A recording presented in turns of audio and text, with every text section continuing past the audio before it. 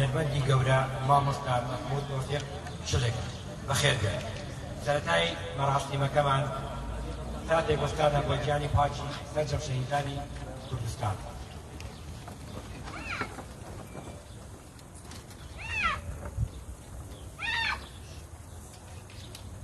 واستادەکە فەرق بەڕێزان سەرۆکاتی شارەوانی سلێمانی لەسەر جەمگەڕەکانی شاری سلێمانیاوە هەستاوە بە دروستکردنی باخچە بۆ گەڕەکە. هەر باخچەیەک بە ناوی هونەرمەند شاقی کەساتێک نادراوە، ئەمە بە بڕیاری ئەنجومەنی شارەوانی و سەرۆکاتی شارەوانی سلێمانی بوو. وەکو سەرۆکاتی شارەوانی سلێمانی ئەرچی دێمە خزمەتی ئەم باخە بکەین، فەوزی بکەین، بەڵام ئەرچی هاوڵاتیانە بە گشتی بیپارێزن، خزمەتی بکەن، زەرەری پێ نەگەن. لەم بۆنەوەی من داوا ئەەکەم هەموو کەسانی کەوا لە گەڕەکانیانە باخ هەیە وەکو باخی ماڵی خۆیان پارێزگاری لێ بکەن و زیاتر فەوزی بکەن. هەر بە ناوی سەرۆکی شارەوانی سلێمانیشەوە دەستخۆشی لەم بەڕاستیمەند دەکەین و داوای لێبوردنی هەبوو بەهۆی کارێکەوە نەیتوانی بێت ئەوە خۆی ئامادە بوایە داوای لێکردین کەوا احتیزاری بۆ بینەوە هەم بۆ بنەماڵەکە و هەم بۆ میوانە بەڕێزەکان. ئێستاش داوا لە کاکدەزا ئەەکەین کە بێت باقی بەڕاستیمەکە پێشکەشکات. هەموو لایەک بەخێر بێن. خۆشەویستان، دامەزراوەی کەریمی ئەلەکە ماوەی چەندین ساڵە وەکو ئەرکێکی نیشتیمانی کە سەردەستی کەسایەتی و سەرمایەداری نیشتیمانی دکتۆر تاها ڕەسوڵ پەیکەری بۆ چەندین کەسایەتی ناودار و چەندین هونەرمەند لە باخچەکان و لە وچە و کۆڵانەکان و شار و شارۆچکەکانی کوردستان بەجێگەیان و سپۆنسەری کردووە. هەر بەو شەوەنەوەستەوە ئەتوانم بڵێم سەدان وەگە بڵێم هەزاران ناوەڕی مبارەکە بێک پێوی لەسەر ئەرکی خۆی سپۆنسەر کردووە و بە چاپیاندووە و خاوەنی پرۆژەی 1 ملیۆن پۆستەرە، پۆستەری کەسایەتەکان، هونەرمەندەکان، نووسەران، شاعیران، ناوداران کە لە ناوەندەکانی خوێندنە دابەشەکرێ بۆینەوەی ئەمڕۆ بە ئاگا بن لەو کەسانەی کە لە پێناوی نیشتیمانە وەکو مۆمێک سوتەوە. ئەمڕۆژ لەسەر ئەرکی دامەزراوەی کەریمێلەکە و کۆمەڵگەی پەروەردەیی مارگرێت پەیکەری مامۆستا مەحموودخانی ناسا بە مەحموود تۆفیق شلێک لێرە لەسەر دەستی هونەرمەندی شێوەکاری بەتوانە پەیکەرتاش چێنە نەزار لێرە ئەنجام درراوە. هەموو لایەک بەخێر بێن بۆ مەراسیمە. هەوڵێنی ئەوانەیەکی هونەری و جوان بێت بشمان بوون نەگەر کەمێک لە بەرەتاوەکە بێزار بن لەیەکەوە کەمێک تر دەروونتان ئارامەکەینەوە بە بیستنی مەقام و گۆرانی و نمایشەکان.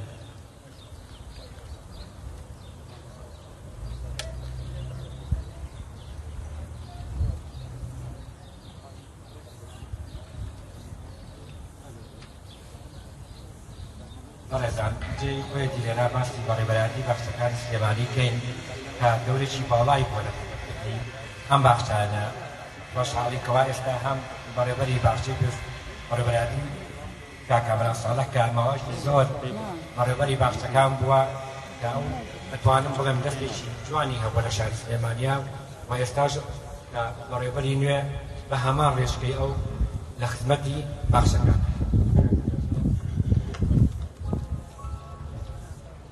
پێمان باشە هونەرمەند نیازوەری سەرۆکی سەندیکای هونەرمەندانی کوردستان بفەرمێ بۆ پێشکەشکردنی وتەیەک سەبارەت بە بەڕێوەچوونی ئەم جۆرە بۆنە و ئەم جۆرە ڕێزێنانە.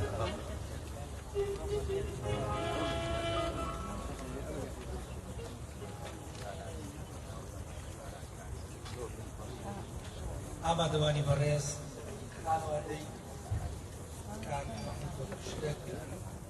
یەکێک لە وەشخوان یان خۆشەکانی شاری سلێمانی، یەکێک لەو کەسە خۆشەویستانەی کە لە هەموو کۆمە و مەجلیسێکە لەموو سەدای خۆی ئەم کاتەدان باش. یەکمان دروستکردنی پەیکەر ناونانی شەقام باخچە بەلای هونەرمەندان و ڕەگیبانەوە دەربڕینێکی تەواوەتیە بۆ پەیکەرکردن و ئاماجەنی سوپاسەکرایەکە بۆ سەرۆکاتی شارەوانی سلێمانی بۆ دروستکردنی باخچەکان، دووەم بۆ ناوناندان ڕەزامەندی لەسەر ناوناندانانی پەیکەر لەم باخچانە کە بەڕاستی ئێمە کارێکی زۆر زۆر کرد. کاک مەحموود تۆفیق شلێک بۆ زۆر ئەوانەی کە تەمەنیان دەفتێک هەڵبشاوە زیاتر دەنگێکی ناسکا بۆ گەنجەکان لەوانەیە لەبەرەوەی کاک مەحموود زۆر کاری دەکرد شوێنەکانیان دەکرد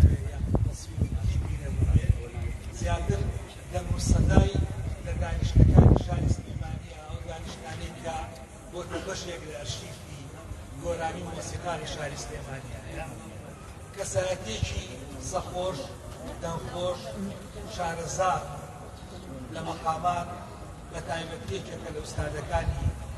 وتنەوەی مەقامی سەفەر کە بە مەقامێکی ڕەسەنی شاری سلێمانی ناوزە دەکرێت بەشێکە لە مەقامی بەیان کە بە گشتی لەناو بواری مۆسیقا و فۆکاری بەیان داستراوە ئەم مەقامە کاتی خۆی خوا لێ بگۆش بۆ حەیناسر ئەم مەقامی داهێناوە ئەم مەقامی داتاشیوە لە مەقامەکانیکە و یەکێک لەو ئوستادە گەورانەی کە ئەم مەقامەی هێشتوتەوە و لە جیلێک و بۆ جیلێکی کە نەقلی کردووە کاتی پرۆفیشنێکی من بۆ خۆم یادەوەری زۆرم لەگەڵیان هەیە ئەم بە حکمی خزمایەتی ئەم بە حکمەوەی لە ئیسکانیش دراوسێ بووینەوە لە ئیسکانی سەرەوە لە ئیسکانی خوارەوە زۆر دانیشتوانە بیرە کە جنابی باوکم مەچوولەیە دانیشتن وەڕی گۆرانی مەقاماتیان بۆیە دەرموسەدای یادەوەری من دووبارە سوپاسی خاتونێدا مەرانی سەرۆکی شارەوانی ژمەری شارەوانی سلەیمانی بەڕێوەبەرایەتی باخچەکان و سپاسی زۆر تایبەتم بۆ دامەزراوەی کەریمی عەلەکە کۆمەڵگەی پەروەردەی مارگرێت و برای ئازیزمان دکتۆر ڕەسوول کە بەڕاستی جێدەستی دیارە لە گەشتنەوە و لە بەرەکێدانی یاد و یادەوەری زۆر لە هونەرمەندان لە ڕێگەی دروستکردنی پێیکردویانەوە کە ئەمە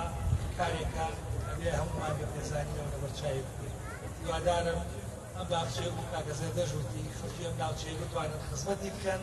بە سەوزی جوان بیهێڵنەوە بۆ ئەوەی سلێمانی لە پاڵ کارە هونەری و ناسنا و هونەریەکەیە ژینگەیەکی پاڵ و جوانترێت هیوادارم لەگەڵ بەڕێکانی مەراسمەکانی خۆش بەرنەسەر بۆ سپاس بۆ برایانم لە کۆمەڵی هونەری میلی کوردستان هاوڕێم کاکەزە بۆ سپاسی زۆر تایبەتی بۆ هونەرمەند شێنەمزار کە ئەم کارە داوازەی ئەم نێوانەی کردووە دوبارە هەموویانتان بەخێر بێن زۆر سپاس. خۆشەویستان جێ خۆیەتی سوپاسی پێپیان من ئاڕاستی سەرۆکایەتی شارەوانی سلێمانی و بەڕێوەبەرایەتی گشتی باخچەکان بکەین کە هەمیشە دڵسۆزانە بۆ هەر کاتێک ڕوویان لێ بنین بۆ ناونانی باخچەی بەلای هونەرمەندێکەوە کەسایەتیشی لەم شێوەیە ئەوان دەستیانە ناوبەڕۆمانە و زۆر هاوکاری هونەرمەندان وجای سپاسی دامەزراوی کەریم عەلەکا بکەین و دەستخۆشی لە کاک چێنەرنزار بکەین مەقامی سەفەر ئەو فۆرمەی لە مەقامی بەیان کە ئەتوانم بڵێم تایبەتمەندی ناوچەی سلێمانی پێوە دیارە لەسەر دەستی هونەرمەندێکی گۆڕون و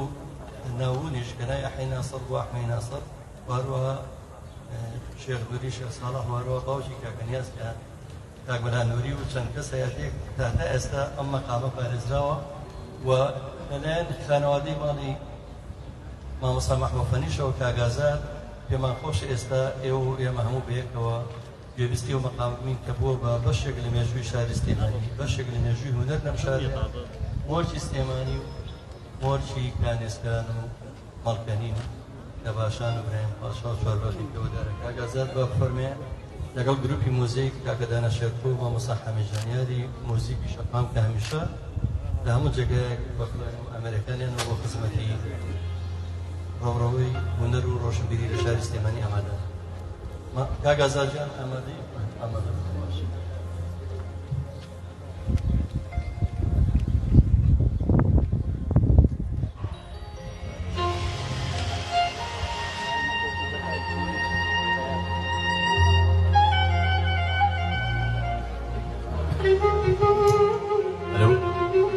من زۆر دڵخۆشم ئەمڕۆ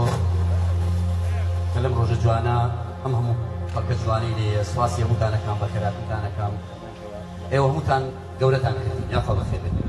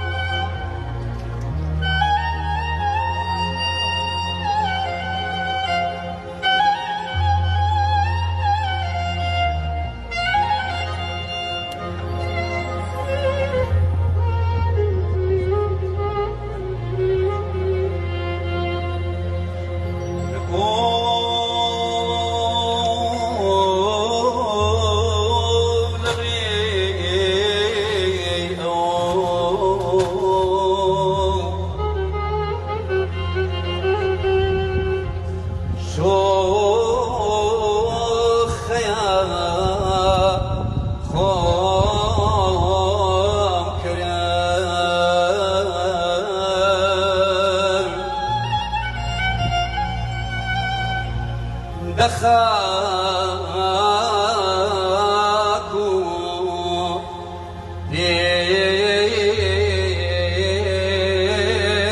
پیاننا جاری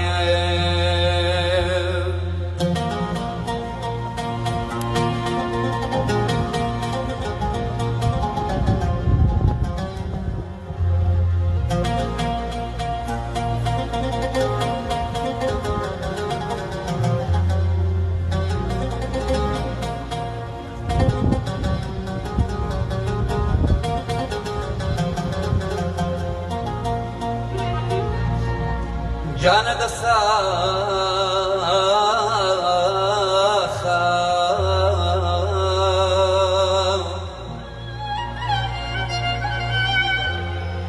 کی همو حالا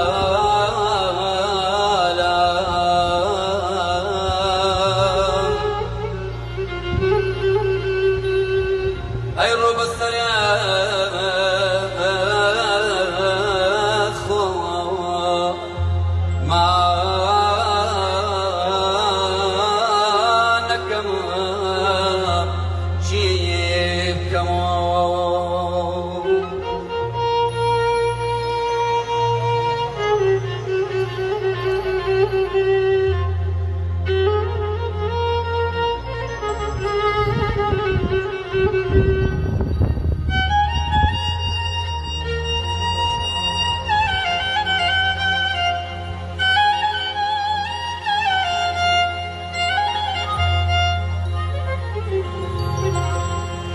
جان السبايا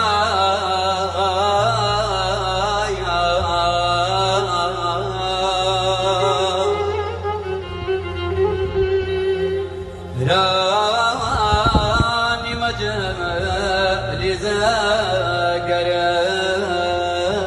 زاقرار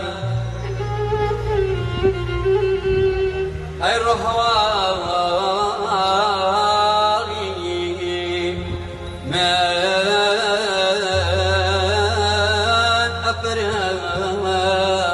سناليت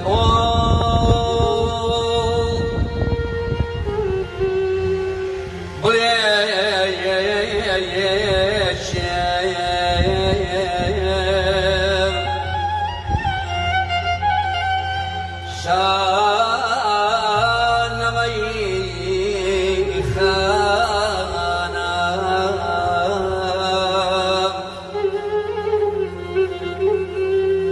أرد شاوي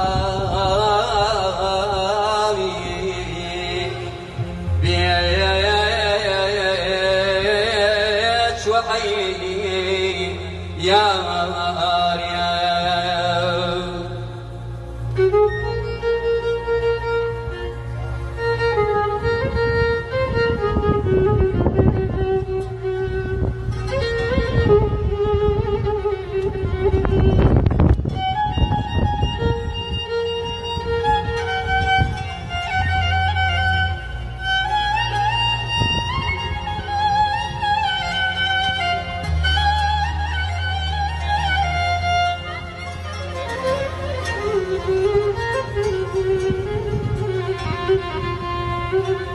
رولا للريق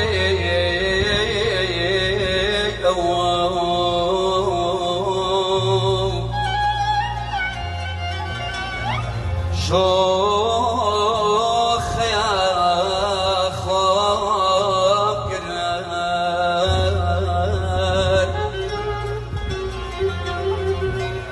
دخاكو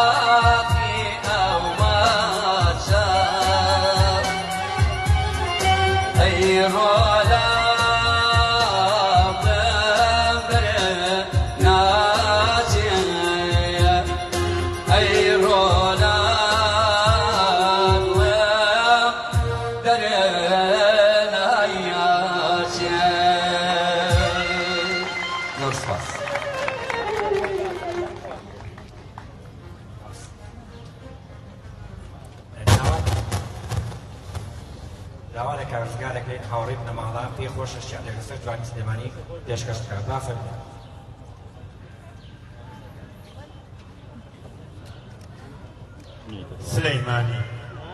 سلەیمانی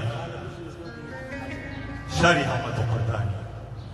من خۆم خەڵکی ئەم شارە نیم، من خۆم خەڵکی ئەم شارە نیم، عەیامێک کە ئالوودەت بووم تەنیا ساتێ بێت تۆ ناژم. سلەیمانی بۆ عشقی تۆ، سلەیمانی بۆ عشقی تۆ نەک چەمانەوە دانەوێت، سلەیمانی بۆ عشقی تۆ نەک چەمانەوە دانەوێت.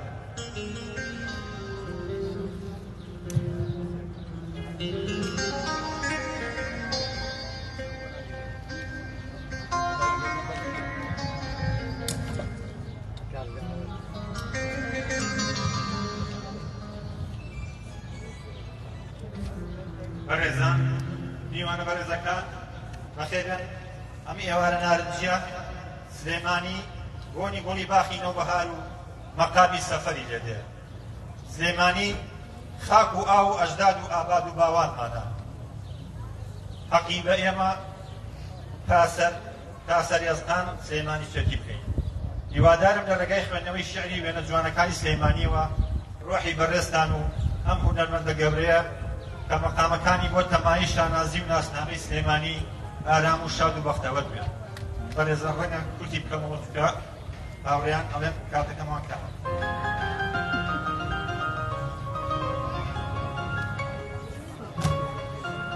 وێنە جوانەکانی سلێمانی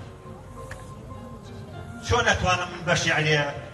بنیادنانی سلێمانی و میلایەتی بابان و ڕۆحیانەتی میری میران شوێنەکانی قۆریەشکاو گۆیژە و گەڕەکی دەرگەزێن سەرشەقام و چوارباخ تا جوولەکان گەڕێکی پێشیەخ و شەخسی ئابڵاخ و مەڵکەندی پیرمەستور و هۆلێ ماڵەکەی شێر مێژووی سەرای سلێمانی زۆر بەجوانی بنەخشێنم. چۆن ئەتوانم من بە شیعرێ چۆن ئەتوانم من بە شیعرێ گۆڵبارانی جێنەزرگەی مامەیارە و باخی پورەبەجی و نەورۆزەکەی پیرەمێرد و دەشتی نوحی نەزمەدی مەلاو سەری بەرزی گۆیژە و ئەزمەڕ هەرشی گەڵای زەرد و سووری چنارەکانی سەرچنار خانومانی باخی گشتی و مامە ڕەحمانی باخەوان سەیرانەکانی خێزانی هەموو ڕۆژانی چوارشەموان مەعرەبانی دووەسپی یان تریشقە 2000 بە پاسی مەسلەحە لەبیر ناکرێن هیچ کارێکیان. قاوەخانەی سەرچیمەن و وەیسی خۆمان شارەی سالم دەیکەرەکەی سالم کوردی مەحوی مەلیکی سلێمانی کۆتایی بێ چۆن ئەتوانم من بە شیعرێ ئاو خاک و لە ژنانە جنی شیک و لولە و زنجیر و گەردانە کەوا و سەڵتە و ستارخانی و مرادخانی و کەڵاوداریش لە پیاوانە خواردەکانی چەسووتەکە و کەفتەی دەستی ساوکەران کەبابەکەی خەلفە حەسەن شینەکەی ئامەی جۆڵا و بۆنوبەرانی سەبری گوڵاو لە کانێسکان دابوونەریتی کار و کاسپی لە خۆیان هەیە فەرەجی ئامێ عەبووش و باجی عەواشی سەر و پێ و بابە خولەی جگەرچی و کوچە و کۆڵانی کۆن و نوێ جوانیەکانی پایتەختێکی ڕۆشنبیری لە ڕۆژێکدا جارێ زیاتر خەتم ناکرێت. ئاخر من چۆن بە شیعرێمی سەرمێنم سلەیمانی دڵە گەورەکەی نیشتیمان هاشێوەی فەرشی کاشان هەتا پیر بێ شۆخ و شەنگ و جوانتر ئەبێ.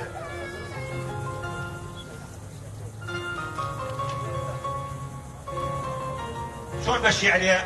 سازگاریەکەی کانی بکارێزی ئەم شارە شیرین و ڕوون سەرڕێژ لە ئاو وەک کانی باو کانی شەکراو دایکی پاشا و وەستا شەریف کانی ئاسکان و سەرکارێز توێنێتی دڵمان ئەشکێنێ. ئاخر من چۆن بە شیعرێ جوامێرەکانی شێعر و گۆرانی ئەحمەد شەماڵ لەیسە عەکەر ڕەشوەڵەتی سەرشەقام و حەمە جەزا و حەمەی نێرگز بەسیلەی ڕەحمیش بێ دڵم بە گیری هێناوم دیاری ئاسمانی تۆ بۆ من ئێرە شوێنی پشووی ڕۆحە ئاوازەکەی شوێن مەقامی سەفەرەکەی مەحموود بەردی بناغەی گۆرانی وەرجی تایبەت بە سلێمانی بەسیلەی ڕەحمیش بێ دڵم بە گیری هێناوم دیاری ئاسمانی تۆ بۆ من ئێرە شوێنی پشووی ڕۆحە ئاوازەکەی شوێن مەقامی سەفەرەکەی مەحموود بەردی بناغەی گۆرانی وەرجی تایبەت بە سلێمانی کاقادر و کەریم کابان هەموو دنیایان خۆشان یا نەورۆزی لەبەر دیلان ئاپتەی تاسپەی کەوی کوێستان بناسیێنم بەگەشت جیهان سلەیمانی 6,000 ساڵت تەمەنە تۆ خاوەنی 1000 مێرد و حکوومەتی شێ مەحموود و کاروانسەرای تۆ خاوەنی گەدەنازێ و بێسانسوور و ئەشکەوتەکەی قستاپانی تۆ پێشەنجی شۆڕژێری تۆ پێشمەرگەی سلەیمانی دڵنیابن ئەمانە خەسڵەت و ناسنامە و ئەدگاریان شارە بێت منیشە توانم بە شێعرێ ئێستا توانم بە شێعرێ هێندە بنووسم دڵ بیگرێ خۆست و ئیرادەی خەڵکی شار ڕۆژی 100 جار بەس دەبێتەوە دێتە خوار بە حەسرەتۆم بیزانن ڕۆحیانەتی کوردستانن جێی سەرنجی گژیان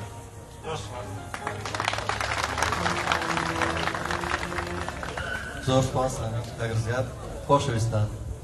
یەک تکام هەیە من ماوەیەکە تقریبا چەند ساڵم بۆ نەویادانە بەڕێوە بێت هەمیشە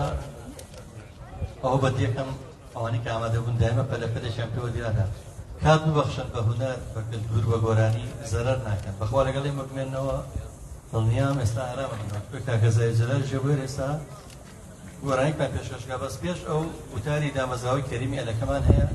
کە لەگەڵ کۆمەڵگەی فرۆدەیی مارگرێت کە هەمیشە جێگەدەستیان بە بست و بە کوچۆ کۆڵان و شەقامەکان و باخچەکان ئەم شارەوە دیارە بە خزمەتی کولتور و هونەر و ڕۆشنبیری و پەیکەر و کتێب و هاوکاری مادی بۆ چەندین سەرکرد و ناوەندی ڕۆشنبیری و کولتوری هاتووسارە بە فەرمی بۆ پێشکەشکردنی وتاری دامەزراوەی کەریمی ئەلەکە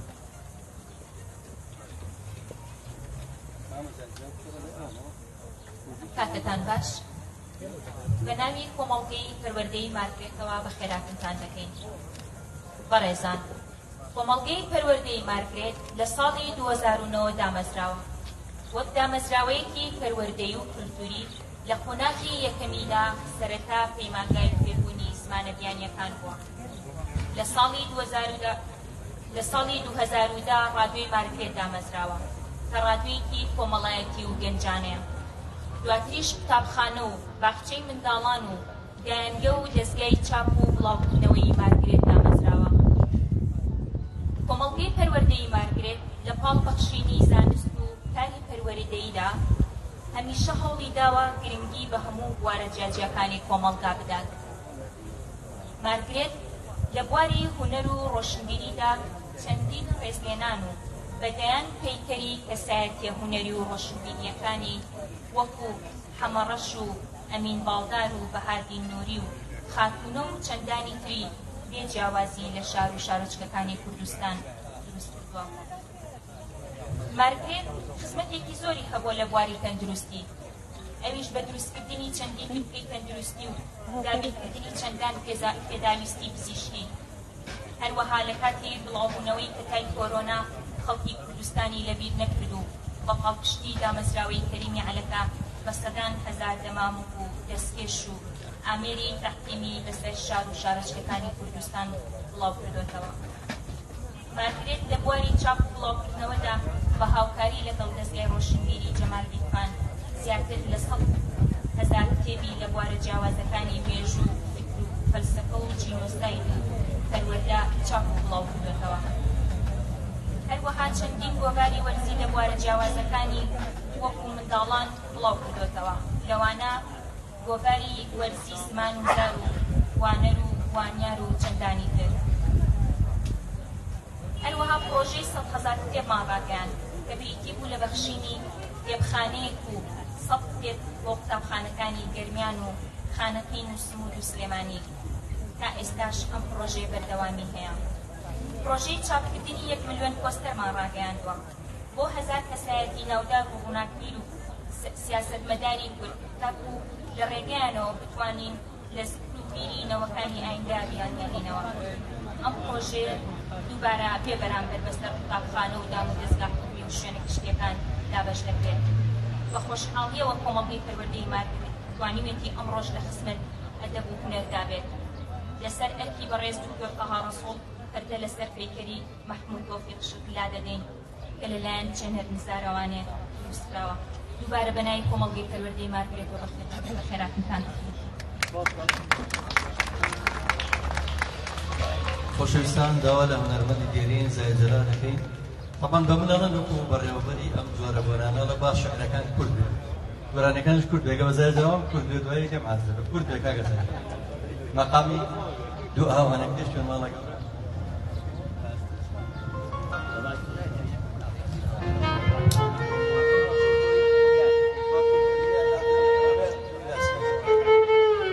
میوانانی بەڕێز بە خێراتنی هەموو لایەکتانەکەم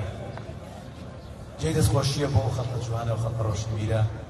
کە ئێوارەیەشان دەرخان کردووە بۆ ناسینی ژیاننامەی هونەرمەندێکی پایە بەرزی گەلەکەمان هونەرمەندی خەڵکی شاری سلەیمانی و جێی دەستخۆشی هەمووتانە بە تایبەتیوانی کە ئێستا ئەمە پرۆژەیە و شارەوانی ئازیز و خۆشەویست دەستخۆشیان لێکرێن و هیواداریشم ئەو هونەرمەندانەی کەوا زیندوون ئەوانیش ئاوڕێکیان لێ بدرێتەوە یادێکیان کرێت دەستخۆشیتان یەکەم بەخێر سەرچاوم بە یادی سلەیمانی و ڕەفیق سالاکەوە هیوادارم ڕۆحی شاد بکەم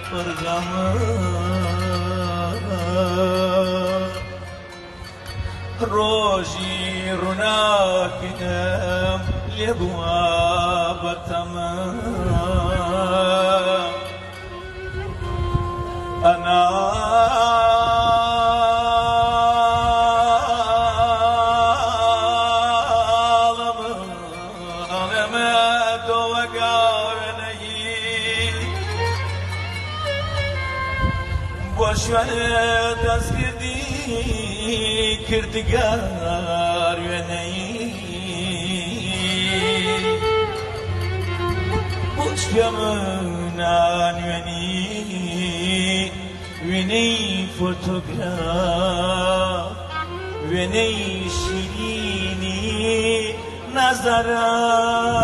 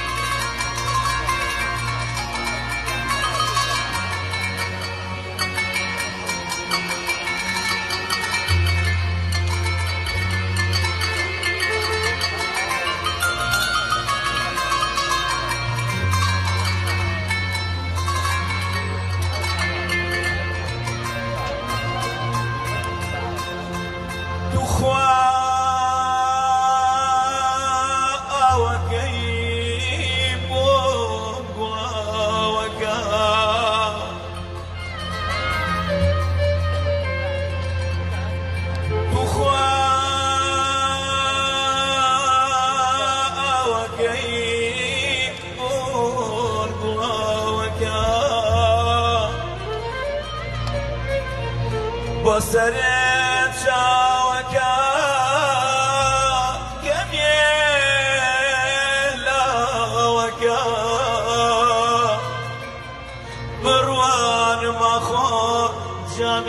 فۆتۆگراف نیشانمە وێنەی ئێڵی جا نە ئەو دەبدەبە و سەرە و سەراوە ئێستا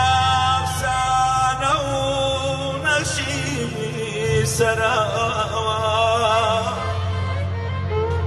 ئەو درک و داڵە و ئەو قەن و داڵە ناونەوە لە شوێنێ ئەو گەورە ماڵە نازاران بوونە ماسی دوئاوان بە بۆمبای ڕاوکرد کەوتنە سەراوان لە چاوەی جەوری چەرخی شەبگەردە ئەوانە سووتێن منیش دەهەردا وێڵ و ئاوارەی ئێڵی مرادی نزیک لە مەرگم دوورم لە شادی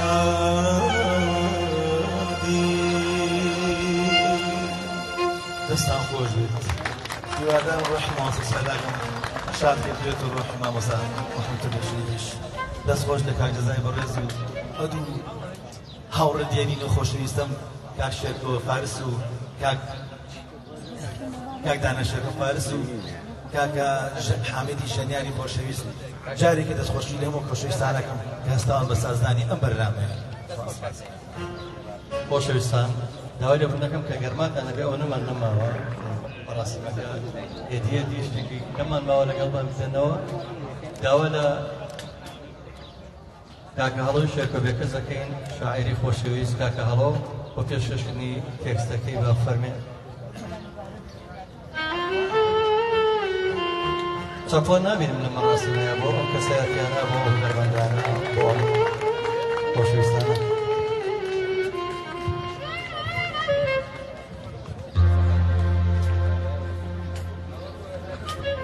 هاوڕانی خۆشەویست خوشکوبرانی هێژان کاتتان باش و یادی پەردەلادان لەسەر پەیکەری هونەرمەندی گەورە کاک مەحموود تۆفیق شلک باش خۆم بە خۆشحاڵەزانم بە بەشداریکردن و سوپاسی دەستەی سازکردنی ئەم پەیکەرە هاوڕێم دکتۆر تاڕەسوڵ و هونەرمەندی پەیکەرساز کاکە چێنەر نزار دەکەم. من بۆ خۆم هەموو ڕۆژێ بۆ بەنەرێتی شعری باوکم و باپیرم کە تەماشای گۆیژە و ئەزمەڕ و گڵەزەردە ئەەکەم لە لوتکەی ئەزەلی پیرەمەگرون وردەبمەوە لە بەرزایی هەڵەنووت و لە لاپاڵ و ڕوخسار و جوڵەی جەستەی ئەو ژن و پیا و مەزرانە دێتەوە بەردیدەم کە لە داوێنی پاچی ئەم شارەوە کەوتونەتە خوارێ و تا مردن ئاوێزانی خۆشەویستی ئەو بوون.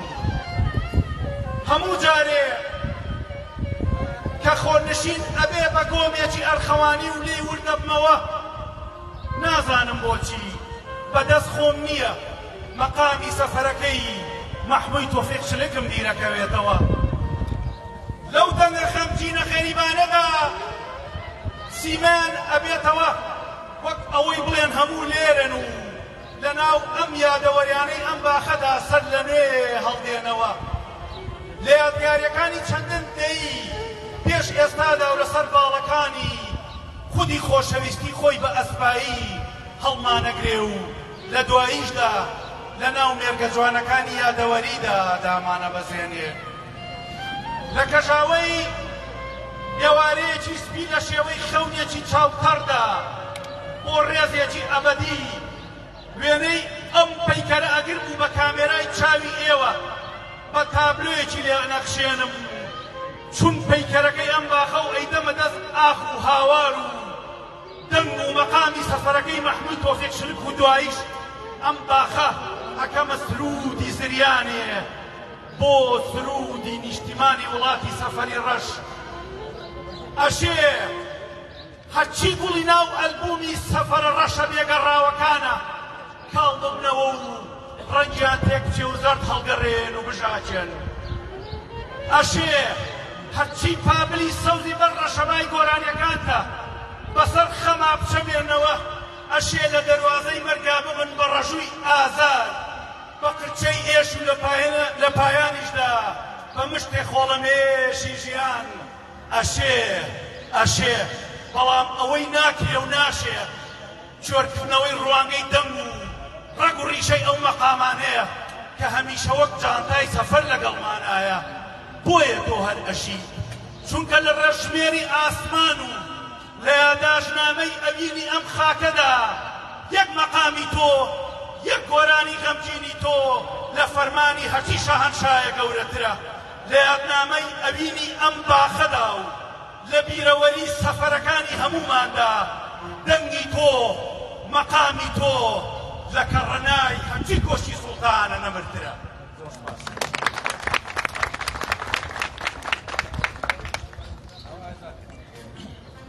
ئامادەبوانی بەڕێز چەند بروستەیەکی پیرۆزکردنیەم یادە هاتووە بنەماڵەی بابانیەکان دەستخۆشی لە ڕێژمێنبوونەکەن باڵێکن توریستۆکی کەریم بەڕێوەبەرایەتی گشتی کاروباری مینی سلێمانی کۆمەڵی بنەری میلی کوردستان بەشی ڕاگەاندنی مەڵبەندێکی ڕێستنی سلێمانی گەڕیان میدیا کۆمەڵی ڕێستنە دیێرینەکانی شێژی نیشتیمانی بزافی ئاشتی ناوخۆیی هیچمان نەماوە ئێستا ئەوە نەبێت کە هەمومان بەشکۆوە بۆ پەڕی ڕێزەوە لە حەزوری مامۆستایەکی دێرین هونەرمەندێکی دێرین دەسایەتیەکی خۆشەویستی شاد مامۆستا محمۆفەنی ناسراو بە محمود دۆهشتێک لێرە ئێستا مەراسیمی بەردەلادان لەسەر پەیکەرەکەیە داوا لە ئەم بەڕێزاناکەم هونەرمەندی دێرین هونەرمەندی شانۆکاری بەتوانە مامۆستای گەورە و خۆشەویستمان مامۆستاکە ئەحمەد میرزا داوا لە مامۆستا عەباس گورچێکم برای مامۆستا محمود دۆهشتێک و هەروەها کەسایەتی و سەرمایەداری نیشتیمانی دکتۆر تەوا ڕەسپۆڵ بفەرموون بۆ لابردنی پەردە لەسەر ئەم پەیکەرە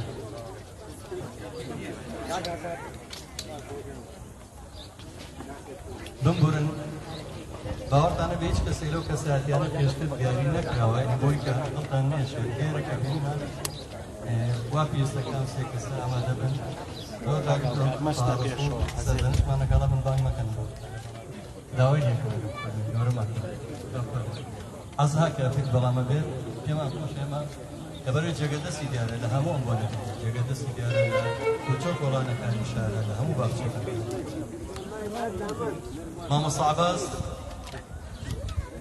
مامۆستا عەباس برای مامۆستا محمود سڵاوی هێبەتان چەپڵێ بۆ مامۆستا عەباس برای مامۆستا دکتۆر تەها سپاسدان ئەەکەم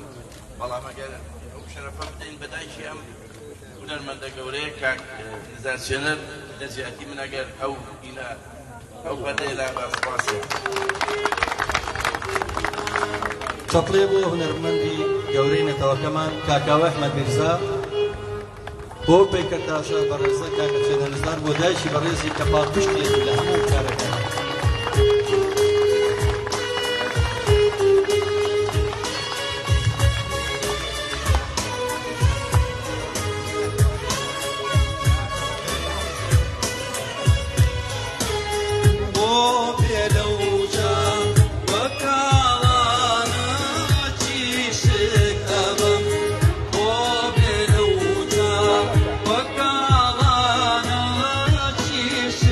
Come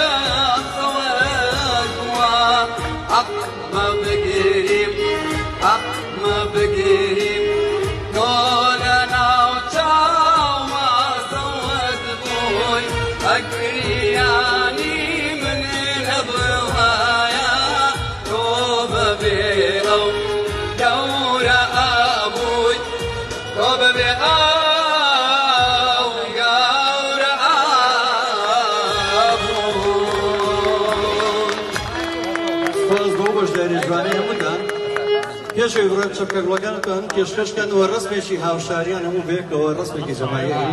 ئەوە نامی گرنگترین لەسەر پێشدێری کافەتێری و سازیز هەموو بەیەکەوە وێنەیەکی جەماعیەکردین چەپکەگوڵەکان بفەرمۆن بۆ پێشکەشکردنی یەک شمابیر چۆ مامۆستا حەمەی حەمەباقی باشترین و کەسەترین وتاری لەسەر محمود وەکشڵی نووسی لە گۆڤاری چلاواز لە گۆڤاری چلاواز ئازادەرۆخ یەک سەفەری شێ بۆ خۆتایی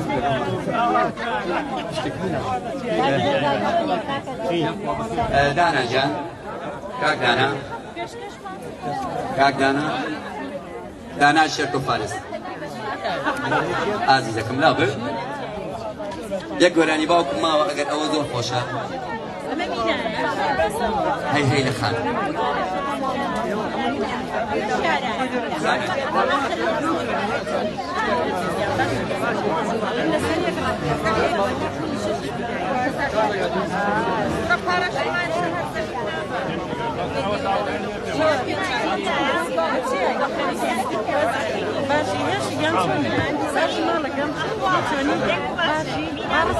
Somebody gonna